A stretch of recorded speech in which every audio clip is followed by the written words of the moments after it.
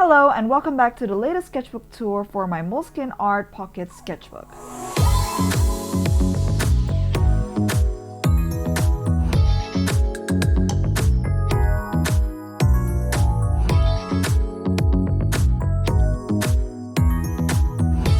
I feel like it hasn't even been that long since we last recorded our previous sketchbook tour, and I don't know if it's like a mix of me kind of like doing a little bit more sketches and recording it a lot more for YouTube, or because this thing is just so dang small that I am just excited to bring this thing around.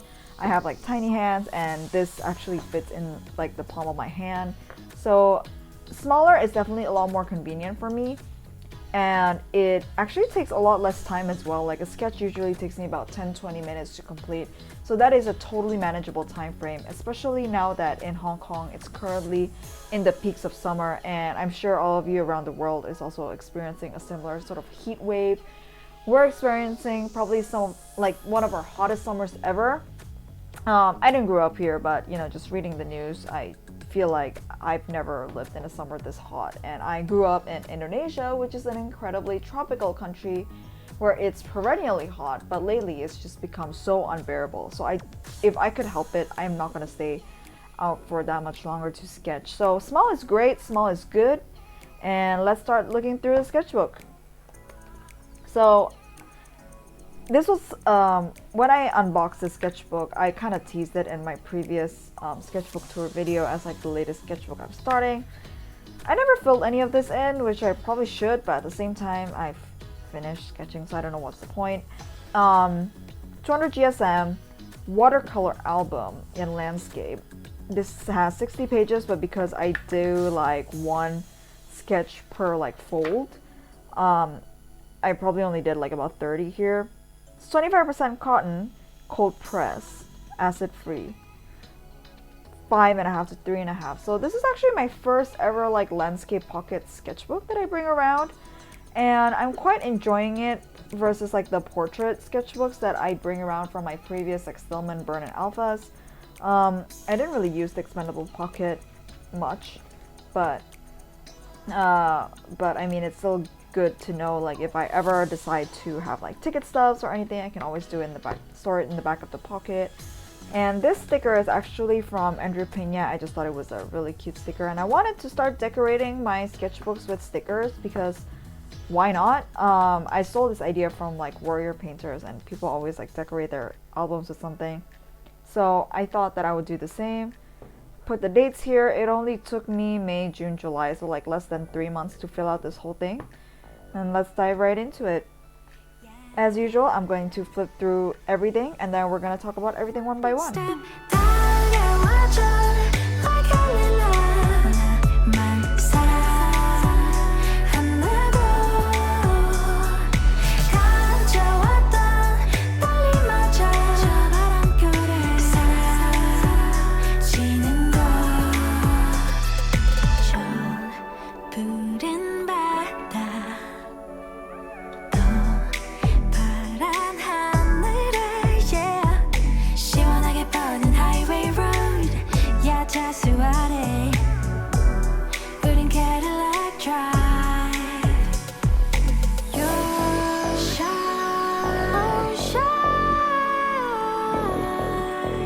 Just take my hand. You 어서 용기 기다리는데 왜 모르니? Yeah, I'm ready.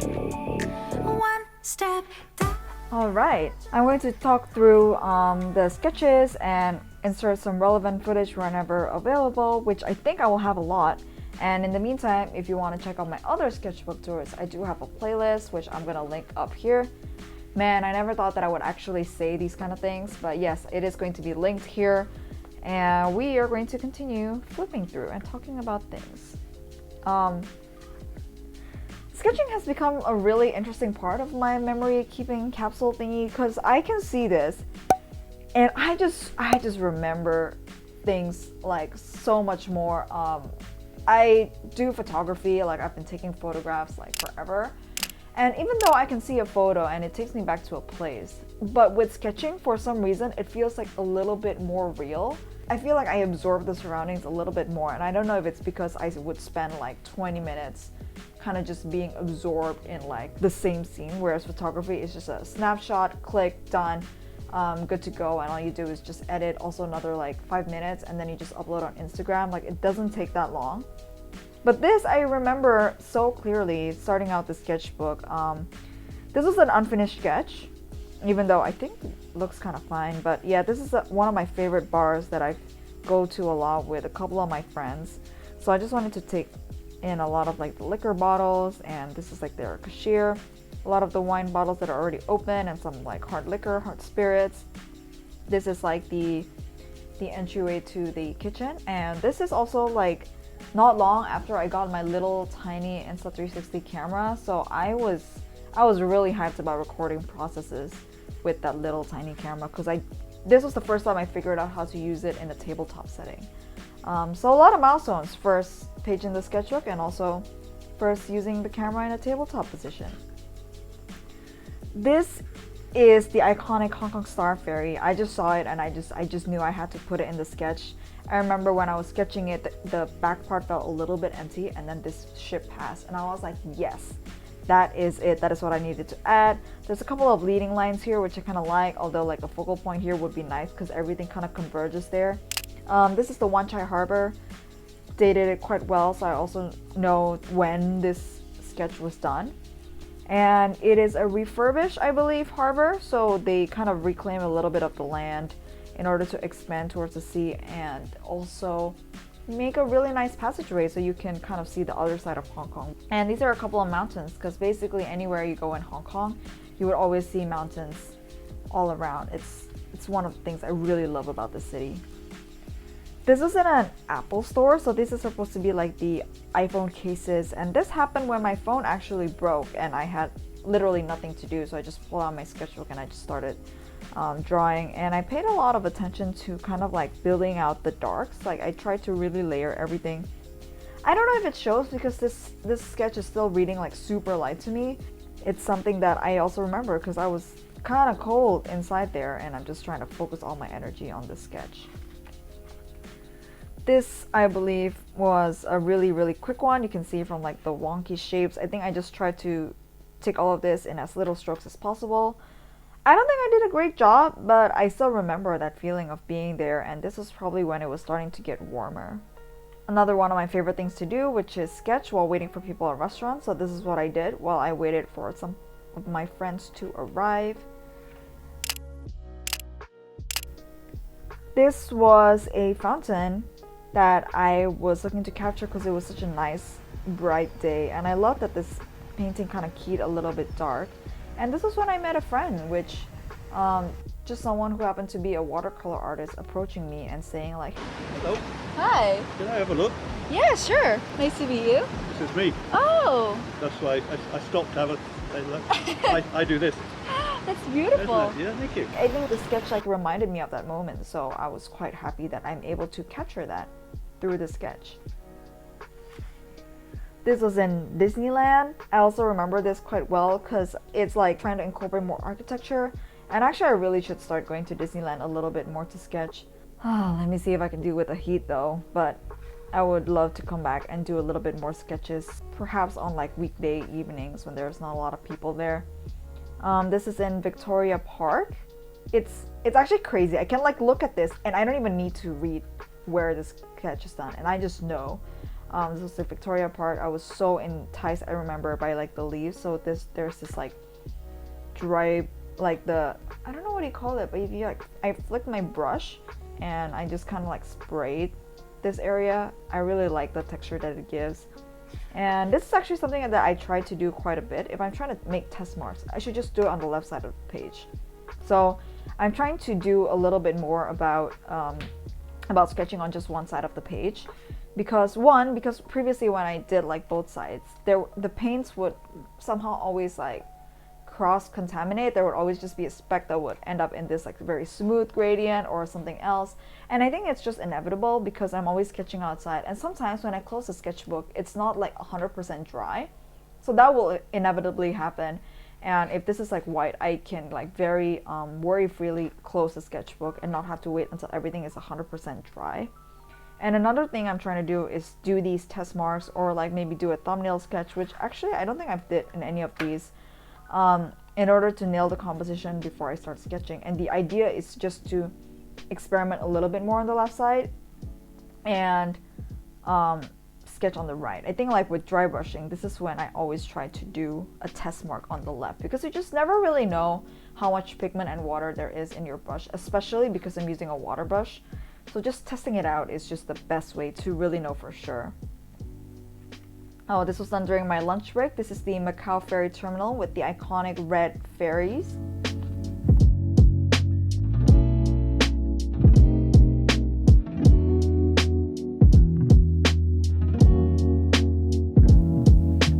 And this is another iconic ferry, but this is the Star Ferry. So this travels between a couple of harbors between Hong Kong, and it's been in operation for like, I don't know, like 100 years or something, like for a really, really long time.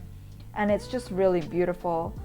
I love riding the Star Ferry. It's one of my favorite things about Hong Kong. Again, if not for the heat, but you know, just like the look and everything. It's just so timeless and so historical, and it's just a brilliant place to be.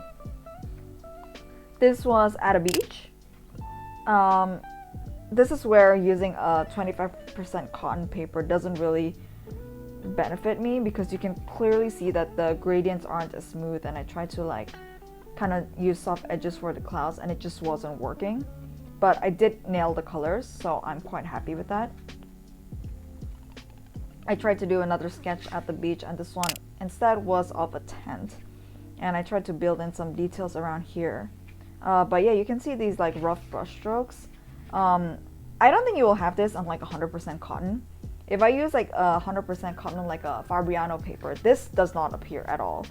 And but I don't have a sketchbook of this size that's like Fabriano paper.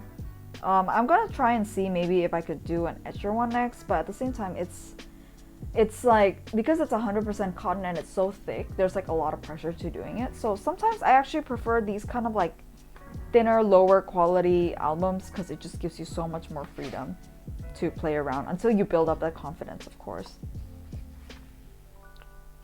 This is at a harbor in Kennedy Town. So my area of focus was these waves, and I like the build that I was able to build from this area, and also the splashes of the white. And I could remember this was like a lot of big waves. I know that my sketch probably doesn't show it, but that was what I remember from the day. The Ferris wheel, which somehow became one of my more popular videos on my channel for some reason, but I kind of get it though. The colors are so bright and attractive. Like, I see this and I want to be there. And this is probably what I do most, and actually what my friends really love is my public transport sketches.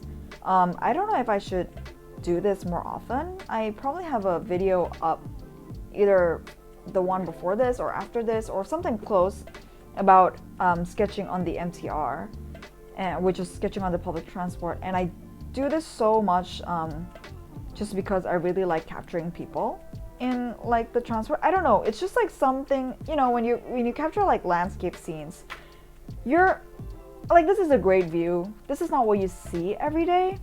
So I feel like these sketches are a little bit more relatable, and you can kind of know that you know what the scene is immediately the moment you see it. Like, you know, these are people sat down in a public transport. Like, there's no question about it. You know that feeling, you know that noise and everything. Whereas like a beach is like, yeah, it's like cool, but like, you know, people only go here maybe once every few months. But this is a more frequent scene encounter. So I'm guessing that's why people like it. And ask and you shall receive, because this is basically what I do a lot, is I sketch people on transportations a lot. I find that it's a really nice way to kill time without playing on your phone. It also makes me dizzy when I do that. So sketching, a lot better. This was in the office. I think one day I just decided I didn't want to go out of my way to buy lunch. So I just stayed and I just decided to draw my office desk. It's a little bit messy, but that's my workstation and I love it. This one was on a tram, so public transport, different vehicle. This was supposed to be a waitress at a restaurant, and I tried drawing directly with a brush because I knew my friend was arriving, but I didn't get to finish the sketch. This is like a person, this is a cashier. Maybe I want to kind of like touch it up with some ink, but at the same time, I don't mind leaving it as is. This was a neon-ish background at a bar, and I tried to like make the background really dark and make the neon stuff stand out. The neon artwork stand out, but I'm not doing a really good job.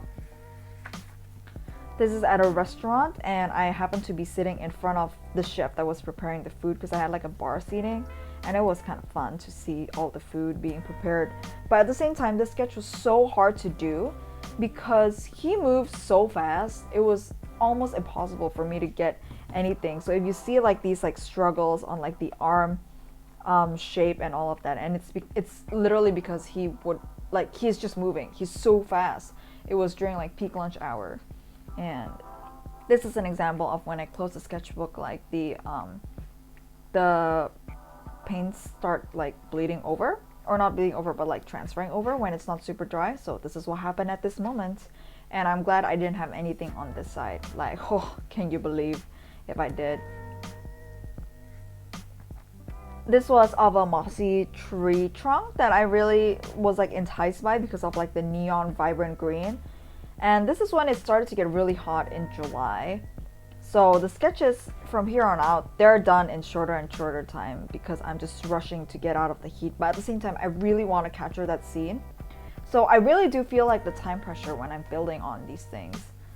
Not a bad thing. Like maybe I can learn how to be quicker and how to use my strokes more effectively as a result of that. This was a scene of a bridge in Gouache during sunset, so this is supposed to be light reflecting off. But again, this being like not 100% cotton, it's really hard to blend without having your colors, your paper kind of just like give out. So I don't know if I captured this well at all. And also just like sunsets and gradients and reflective lights. These are, I know like this is a subject that I don't know how to draw. So I will need to really figure out how to use an underpainting, and if that's going to help at all, if I should like pre-make a gradients. But this is something that I will be figuring out, and hopefully we'll be documenting how I figure that out in this channel. More MTR sketches with people sleeping and on their phone. This is like the most common position, is the phone and sleeping. Another lady on her phone, this time on a ferry. Actually, I was going to an island and she was there. She actually knew I was sketching her, did not say anything. People in Hong Kong are just like, they do not care what you're doing as long as you're not bothering them, which sometimes, most of the time, is actually a really good thing. This was at a friend's house. She used a couple of liquor bottles as like pots for her plants, and I just wanted to get that in like a glass tray that was set outside her balcony. So we were just sitting there in the shade while I had like the shade of her balcony top over me, and I just drew these in. This keyed like a lot darker than I thought it would, which meant like I was sketching in such bright light that I just thought this was a lot lighter. But this, I don't know. Yeah, I wanted this to be a lot lighter because like it's glass, like they are bright.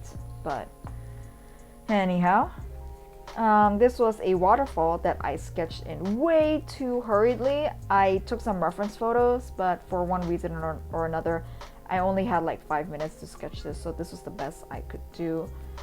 Took some color notes, and hopefully I could use this as reference if I ever decide to flesh out my photo into another painting.